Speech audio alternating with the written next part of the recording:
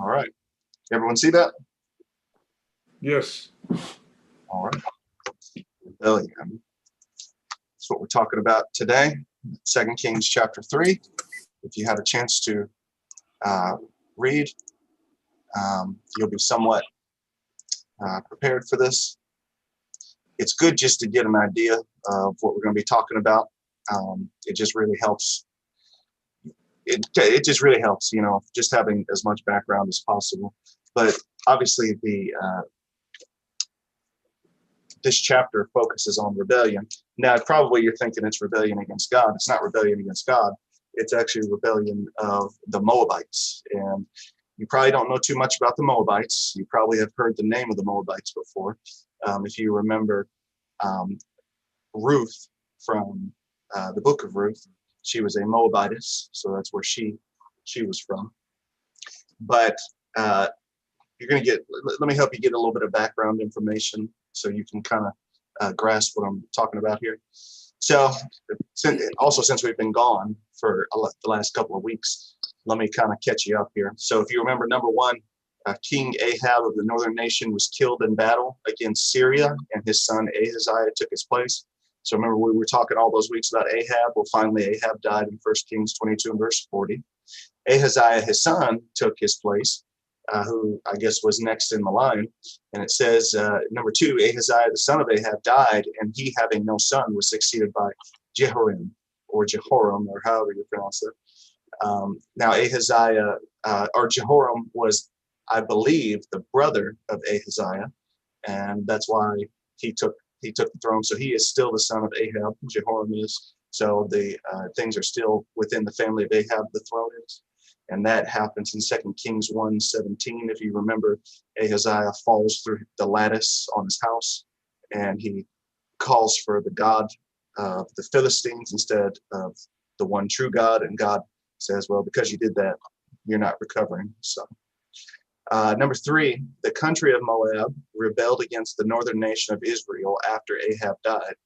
And we'll talk about that here in a bit, but that was the opening of the book of Kings, 2 Kings 1:1. It makes a quick statement, but 2 Kings 3 kind of brings us back to it. And number four, what we talked about 2 weeks ago, Elijah has gone to his eternal home, and Elisha, his servant, has taken his place, 2 Kings 2:11 through 14. So Elijah's gone. If you remember, he was one of two people in Scripture who never died. Enoch never died, and Elijah never died. And so that shows you what a prominent and important person he is in the Old and New Testament. All right, let me help you grasp the text. Since I've had 2 weeks to kind of reflect on my teaching, one of the things that I don't always feel like I do well is I don't always help you grasp the text. If I think I've made mention before, but tell me if I have I told you all that chapter breaks did not exist in the Bible till about 500 years ago, or excuse me, till about 1,000 years ago? Did I tell you all that? Yes. Yes. Okay. So, for example, when I went to Bear Valley, chapter breaks were non-existent. We did not learn the Bible with chapter breaks. That was something, it was irrelevant. We didn't even learn really with verse breaks. We focused on sentences. We focused on the way the text was actually written, not the arbitrary numbers that we put in there. The only book in the Old Testament that actually is separated in chapters or by number is the Psalms. That's it. Every other book is not a chapter break. And what ends up happening is people don't know that, so they read it like it's a chapter book, and it's not a chapter book. So that kind of messes people up. The other part is, I know I told you this, 1st and 2nd Kings used to just be the Kings. They weren't 1st and 2nd Kings. So you don't stop at 1st Kings and then jump into 2nd Kings. It's just one story, but for some reason we put a line in the middle of it for whatever reason. I guess just because of the length of the books. I'm not really sure. Now, 2 Kings 2 is what we talked about last time, but 2 Kings, excuse me, let me go to the screen now. Number one, the overarching issue at hand is the decline of Israel into idolatry and sin.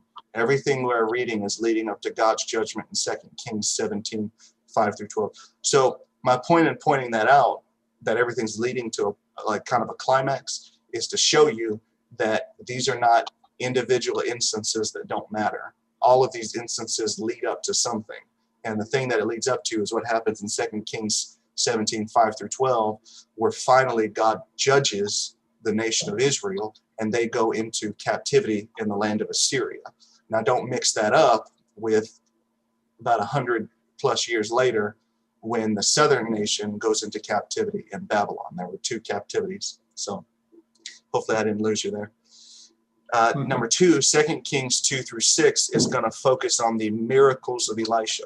So there's going to be 16 different miracles that Elisha does.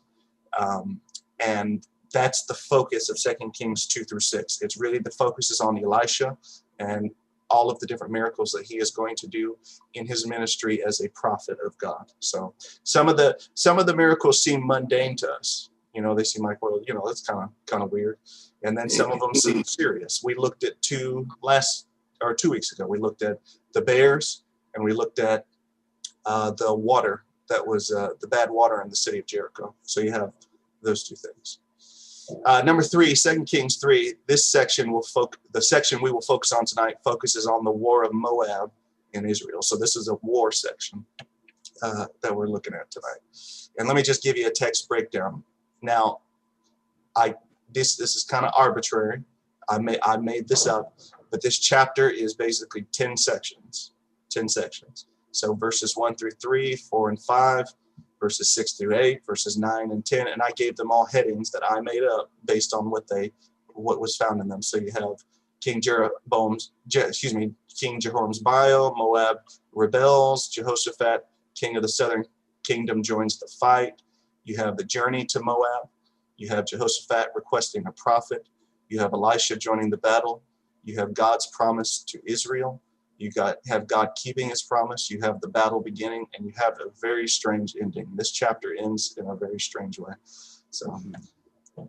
So anyways, to give you further background, this is where they are. This is the northern nation of Israel. Here's the southern nation of Judah. This is where they are. And what's going to happen is King Jehoram is going to go down to Moab, and he is going to war with them. Now, the way that you would think he would do it was this way. You would think he would go that way, but because of the easiest way to fight them, he goes down the long way, takes him 7 days to get there, and he goes down to Moab. So here's Moab here. Here's the land. Here's Israel. Here's Moab. Moab is on kind of the southern part of the southeast part of the Dead Sea. And so they're neighbors. Anyways, that's what I'm getting at. They're neighbors. They kind of know each other. So. All right. Any questions up until this point? Did I lose y'all, or are you still with me? That is kind of odd to take the long way. Well, there's a military reason why they do it, and you'll see that see why in a second. But they wanted to win this battle, so that's why. All right, y'all. Let's dig into the text now. 2 Kings 3 verses 1 through 3 give us King Jehoram's bio, who he is, what kind of a king he is. 2 Kings 3, 1 through 3, it says, in the 18th year of Jehoshaphat, king of Judah, Jehoram the son of Ahab became king over Israel in Samaria, and he reigned for 12 years. So, all right, he had a 12-year reign. That's not too bad. You know, we've seen his brother had a 2-year reign. No, in fact, was it 2 years? I think it was less than that. Trying to remember exactly how long it was, but it was a very short reign. It wasn't for very long at all. So this is, you know, good. Consistency is good. Then says, he did what was evil in the sight of the Lord, though not like his father and mother, for he put away the pillar of Baal that his father had made. So that's interesting that, yes, he was still evil, but at least one of the things that he did different than Ahab and Jezebel was he did not worship Baal. He was not a Baal worshiper. So I guess if we're looking on the bright side, you have that. You know, he's not a Baal worshiper. The thing is, it doesn't say he was a God worshiper either. He didn't worship Yahweh. It didn't seem like he had much respect for him either. So whatever he worshipped, it wasn't God. Number 3, it says, nevertheless, he clung to the sin of Jeroboam, the son of Nebat, which he made Israel to sin. He did not depart from it. And if you remember, Jeroboam was the first king of the northern nation. And Jeroboam, he didn't worship Baal. He wasn't an idolater, but he did set up images for people to worship in the north and the south of Israel. That way they wouldn't go down to Judah, because he didn't want to lose his people and his power. So sounds like that's kind of basically what he did. He got rid of Baal, but he still allowed those high places to remain so that the people wouldn't go down to the south. So let me give you a couple of thoughts on this. First off, you got to think about this man Jehoram. He comes from a very dysfunctional family. If you think about it, think about his parents. His mom is Jezebel, who is by and large one of the most infamous human beings who has ever existed. I mean, she was wicked beyond belief.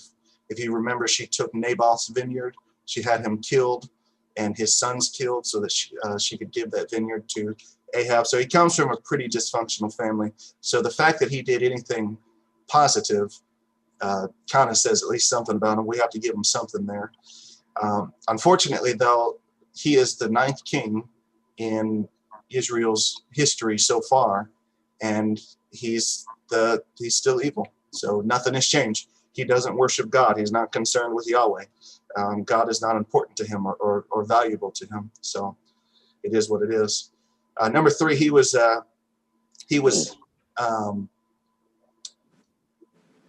oh, I already said that. So that should be good enough. So he's a simple guy, not somebody we need to get into. Ahab was a lot more we had to get into. Jehoram's kind of a simple guy, not too much to talk about there. In verses 4 and 5 of 2 Kings 3, Moab rebels. And it says 2 Kings 3, 4, and 5, now Mesha, king of Moab, was a sheep breeder, and he had to deliver to the king of Israel 100,000 lambs and the wool of 100,000 rams. But when Ahab died, the king of Moab rebelled against the king of Israel. Let me ask you all a question. Why do you think after Ahab died that he rebelled? Mm-hmm. Probably wanted to keep all that to himself. There you go. Yeah. So he's over here every year delivering 100,000 lambs and 100,000 rams. That's a lot of resources. Yeah, it is. You know, that's a lot. All that wool, all that meat, all the things that you, I guess, just the resource nature of it. So it's almost like it was a tax that was imposed upon them by Israel. Now, to understand where that comes from, I don't think I put it in the slides, but it comes from 2 Samuel chapter 8 was when that tax was first imposed. 2 Samuel chapter 8, verse 2. In fact, if somebody has that, someone has the Bible and wants to read that, 2 Samuel 8 and verse 2.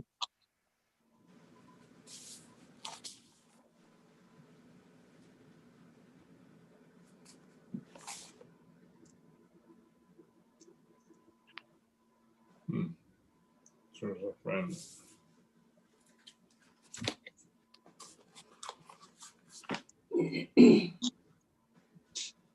I know I put it on the screen, so you may not have your Bible. Does anyone have it ready, or should I go ahead and read it? Okay. 2 Samuel 1. 2 Samuel 8 and verse 2. 2 Samuel 8 and verse 2. Then he defeated Moab, forcing them down to the ground. He measured them off with a line, and with 2 lines he measured off those to be put to death, and 1 full line who's to be kept alive. So Moabites became David's servants and brought tribute. Okay. So they had to bring tribute. So this was their tribute. It's basically a taxes, imposed upon them.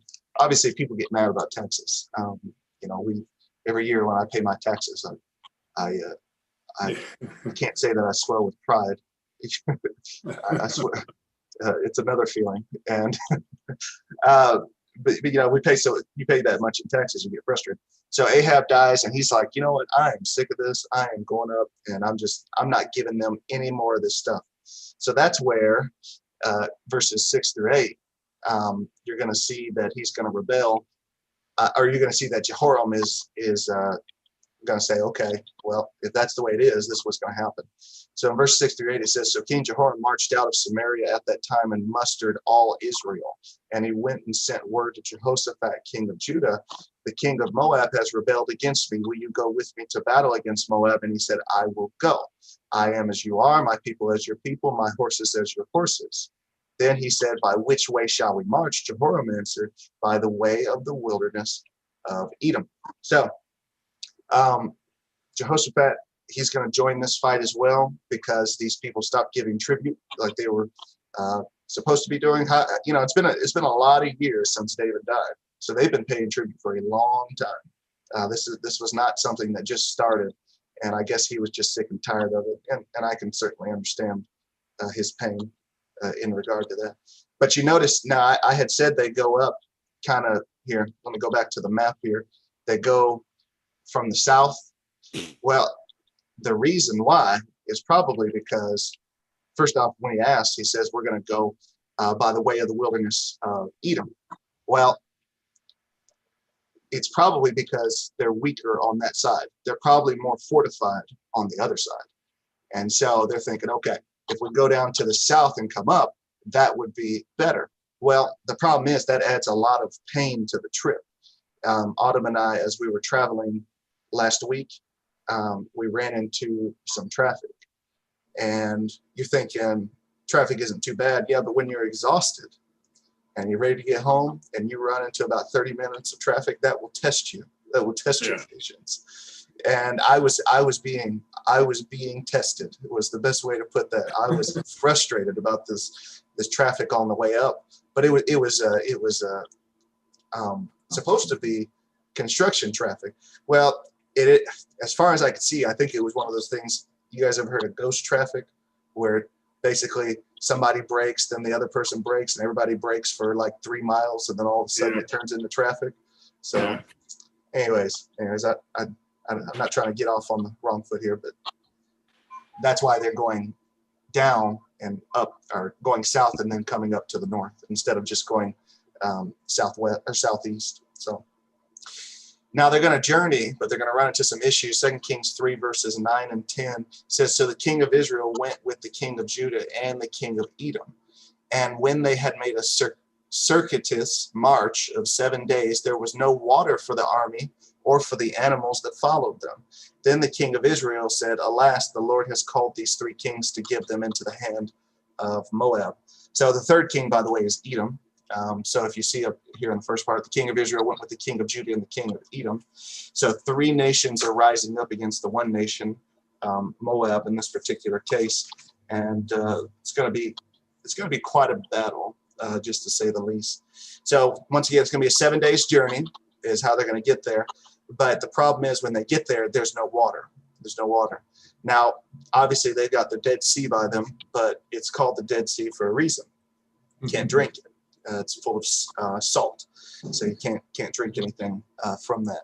What's interesting about this, that kind of caught my attention in this text, is when the king of Israel says, alas, the Lord has called these 3 kings to give them into the hand of Moab. What do y'all think? Did God do this to give them into the hand of Moab? I wouldn't think so.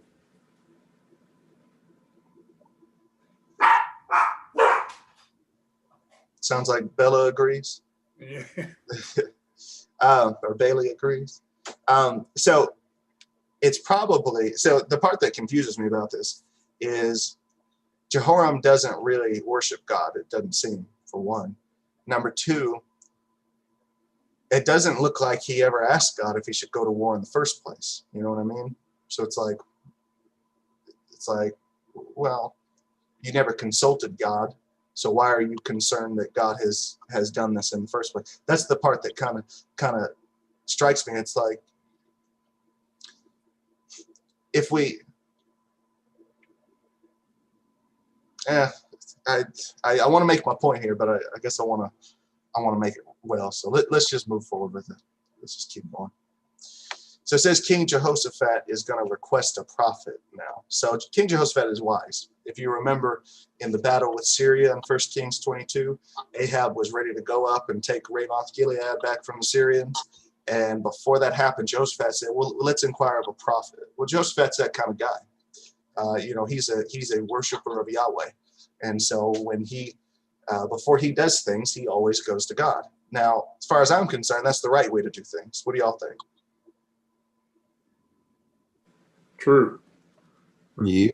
The only way. Yeah.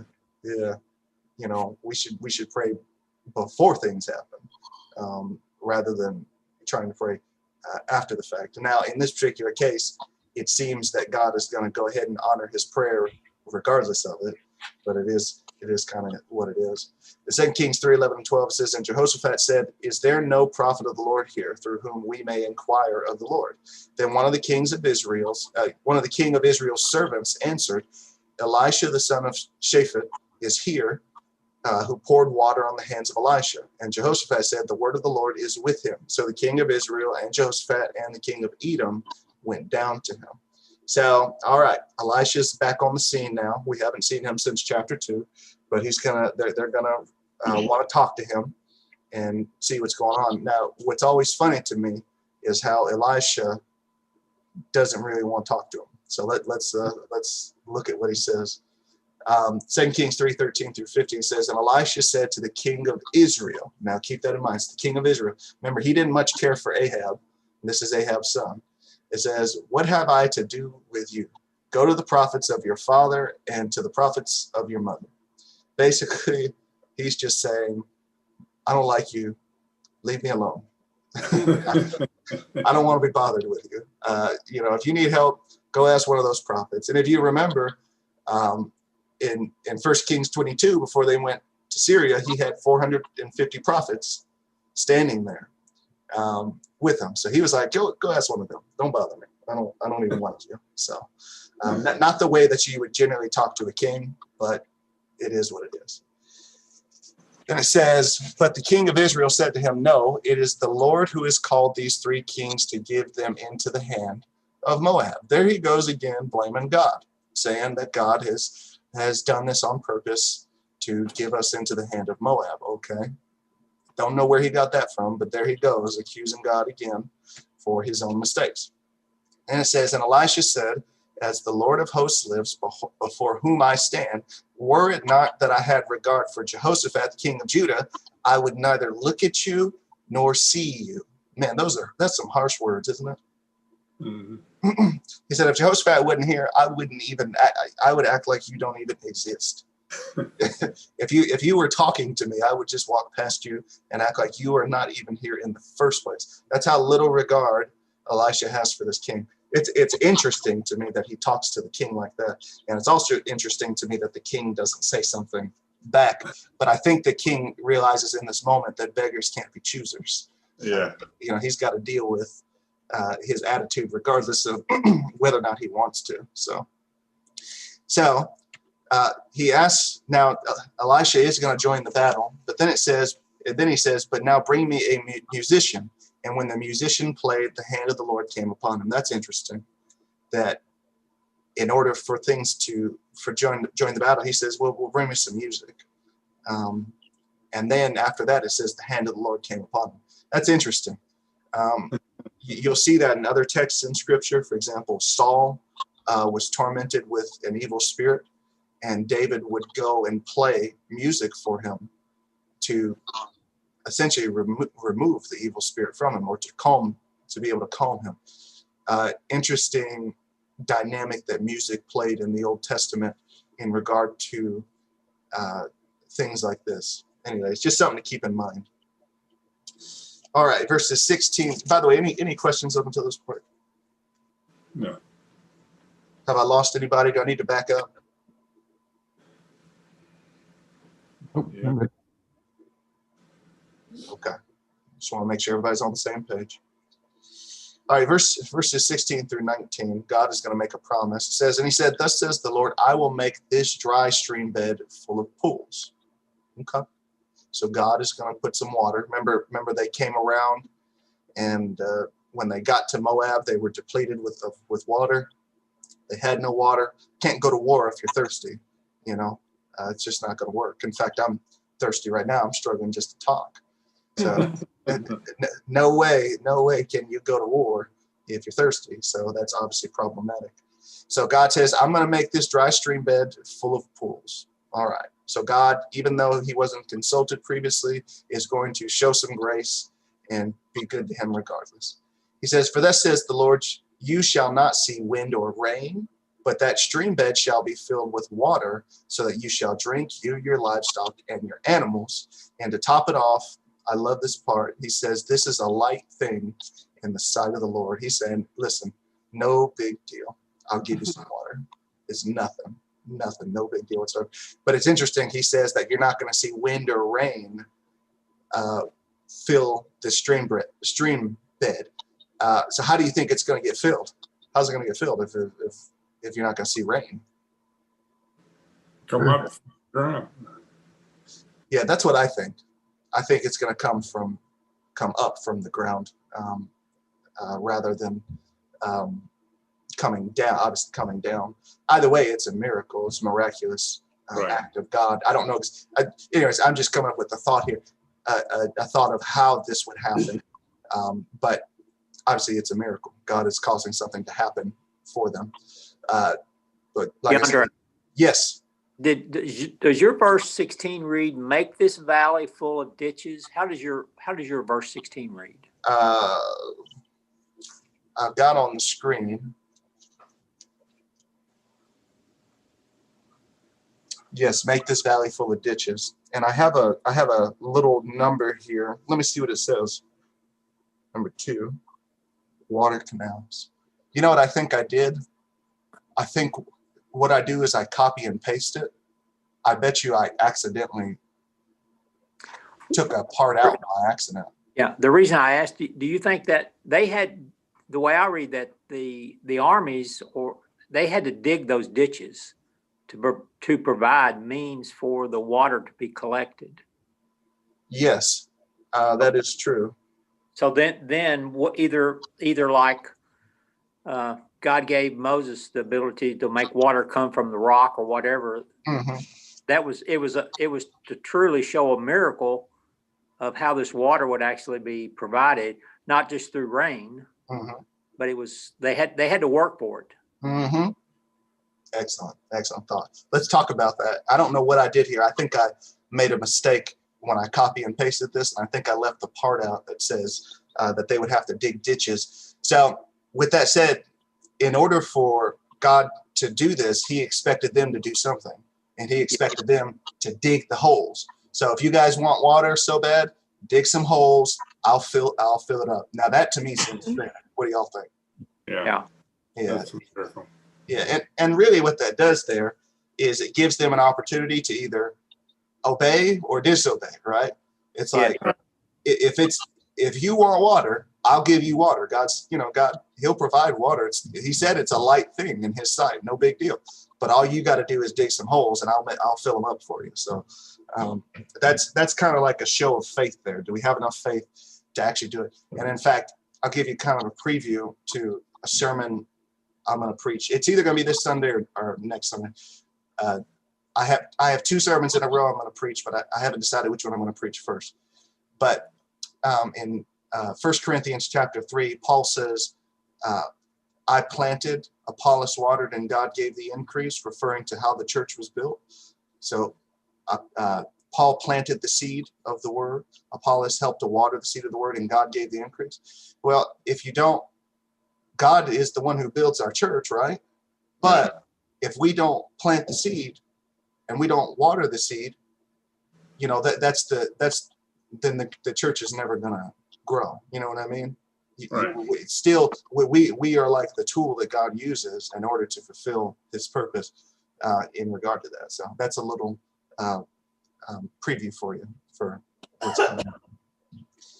So the yellow part here, it says, he will also give the Moabites into your hand, and you shall attack every fortified city and every choice city, and shall fell every good tree and stop up all the springs of water and ruin every good piece of land with stones. Now that's interesting there.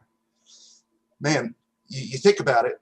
So God says, okay, I'm going to give you the Moabites, and not only am I going to give you the Moabites, I need you to go into every city, destroy all the trees, destroy every spring of water, destroy all the good land.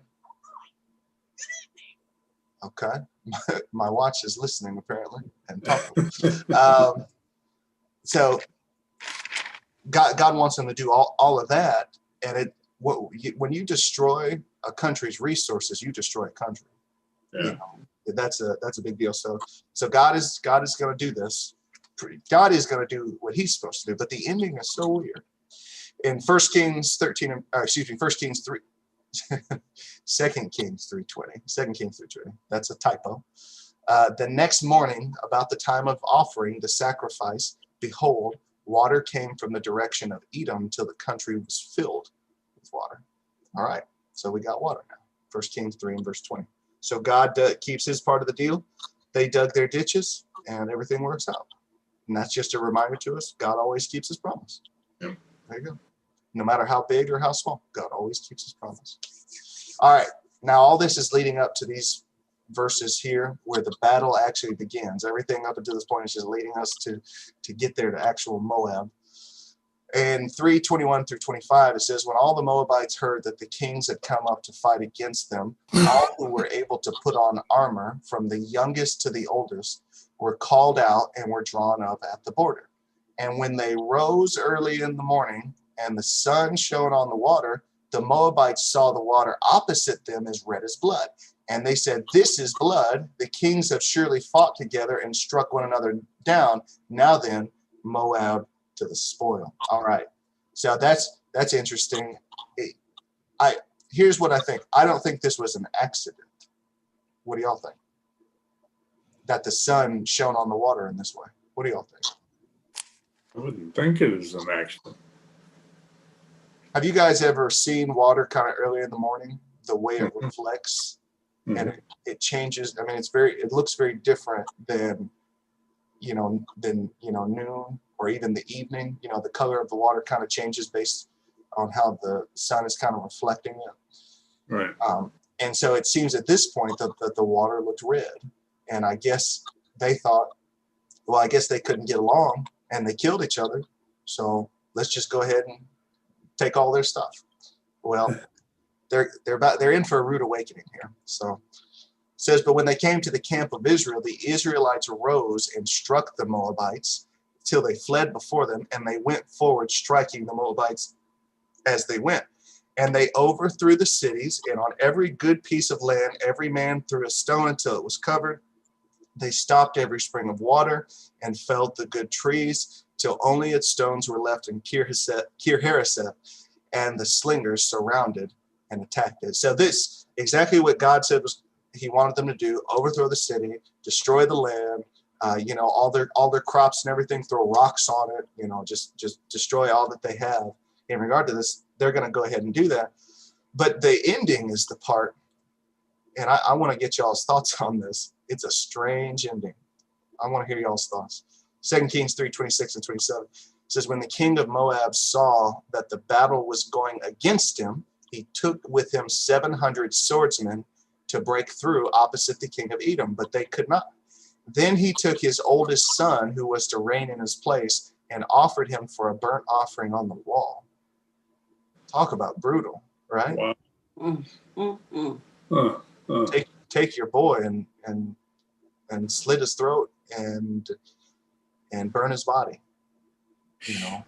That's pretty significant there. Yeah. So this story has a very unhappy ending to it, but it also has a very strange ending. And then he says, okay, so here's the strange part. All that other stuff, it's horrible and awful, but here's the real strange part. It says, and there came great wrath against Israel. That's weird. Why did great wrath come against Israel? You would think great wrath would come against Moab, whose king just slaughtered his own son as a burnt offering. But the wrath came against Israel. It says, and they withdrew from him and returned to their own land. So the battle ends with everybody going home. Wow. That's strange, isn't it? Yes. So all right, go back. Let's go back for a second.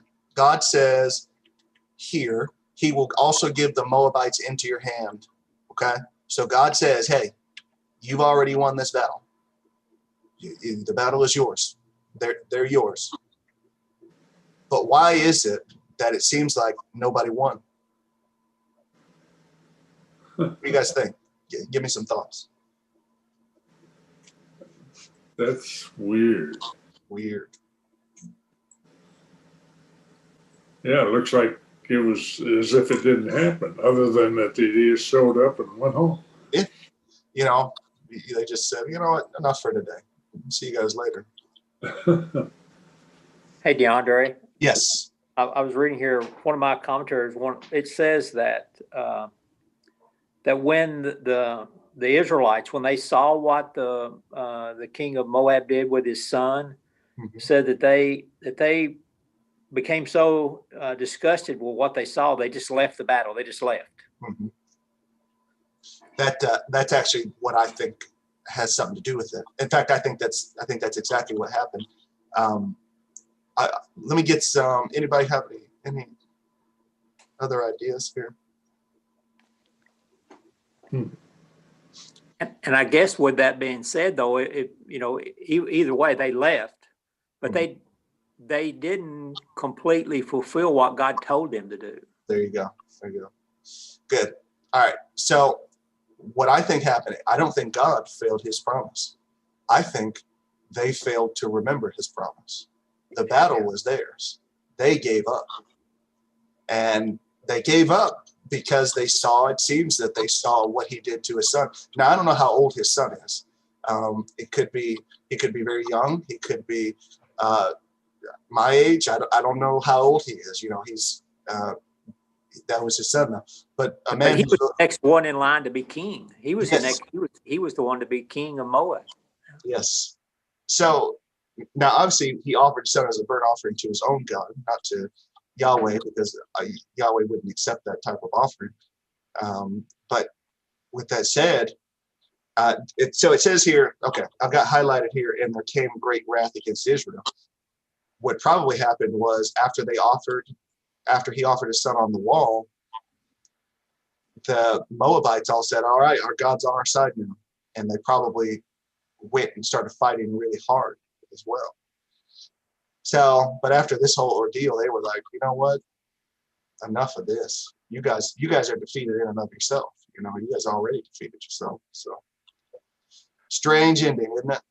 What was the nation that when Moses was in the wilderness, they used to attack the elderly and the weak as they were going through the wilderness? The starts with a B. I can't. It wasn't the Moabites. I don't think it was the Moabites. You remember they was a nation that would attack the like I say, the weak and the elderly of the people in the wilderness. They would slay them or attack them and kill them. It's like the stragglers along the caravan. I can't remember. Who it was. But either way, this chapter, I've read this chapter plenty of times. I don't think I ever took a really good look at it. And that chapter was more interesting than I thought it would be. I didn't expect with all this for things to go this way. But do you guys have any questions for me?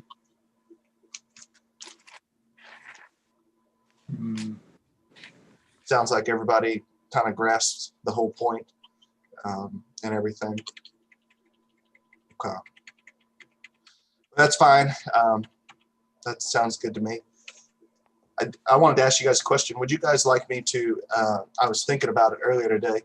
Would it be easier if I sent you guys maybe like a PDF through the text messages where, you kind of get some of this information, the background and the text and the breakdown, and you guys can look over it before class or something? Would you guys like me to do something like that? Sure. Okay. I think the things that your little slides is excellent, and they would be really good to have. Okay.